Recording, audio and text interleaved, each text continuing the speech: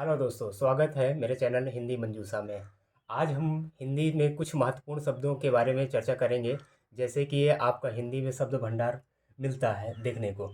उसमें से सबसे महत्वपूर्ण जो है पॉइंट है, उसमें तत्सम और तद्भव आते हैं, क्योंकि इन्हीं से ज़्यादातर हिंदी का शब्द भंडार विकसित हुआ है।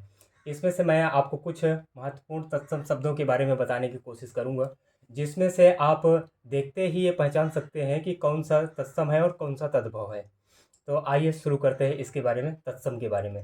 तत्सम शब्द वो होते हैं जिस किसी मूल भाषा के शब्दों में तत्सम कहते हैं। हिंदी की मातृ भाषा संस्कृत भाषा में जो शब्द मूल रूप से ही प्रयुक्त होते हैं तत्सम कहलाते हैं। जैसे आम्र, खरपर, तिक्त, त्वरित इत्यादि।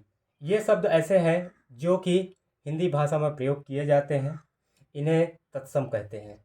उनमें से अब कुछ महत्वपूर्ण बिंदुओं के बारे में चर्चा करते हैं, जिससे कि हमको पता चल जाएगा कि कौन सा शब्द तत्सम है और कौन सा तद्भव है। जैसे कि पहला बिंदु इनमें से है, तत्सम शब्दों में सा का प्रयोग होता है।